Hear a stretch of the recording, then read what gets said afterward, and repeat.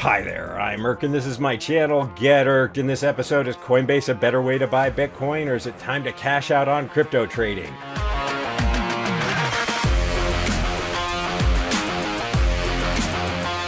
In this episode, I wanted to talk a little bit about Coinbase, ticker symbol COIN. Coinbase is one of the first crypto-only brokerages where you can buy and sell Bitcoin and a variety of other cryptocurrency. And since the SEC still hasn't approved a spot Bitcoin ETF at this point, Coinbase is one of the only ways for regular investors to get exposure to crypto. But is it the best way? Longtime viewers of my channel know that I broke my rule of buying an IPO on the first day with Coinbase, and it really screwed me, just like it always does if I buy an IPO on a first day. For me, I do hold Coinbase in my investment accounts. However, I don't use it as a way to have exposure to Bitcoin. I instead personally buy both Bitcoin and Ether, as well as a variety of smaller altcoins. Since Coinbase doesn't trade directly with Bitcoin, often Bitcoin outperforms both on the upside and the downside. I choose to use Coinbase as an exposure to the sector itself. Using Coinbase more as a way to get exposure to the technology of the cryptocurrency sector as opposed to the cryptocurrencies themselves. However, since Coinbase did come public, it has been an absolutely dismal investment. So the big question to ask isn't whether or not Coinbase is an alternative to Bitcoin, but whether or not it's worth owning Coinbase at all. For me, it is possible that Coinbase could have long-term potential. However, it does have a lot of competition in the space, and unless the management can stay on top of things, Coinbase could lose its lead very easily to any of its competitors. In this video, we'll go over Coinbase's fundamentals. I'll show you a buying plan of what I would do if I didn't currently hold shares in the position, and then I'll go over my own position, which as I mentioned earlier, bought at much higher levels than where we are today. Coinbase has a market cap of $60.245 billion,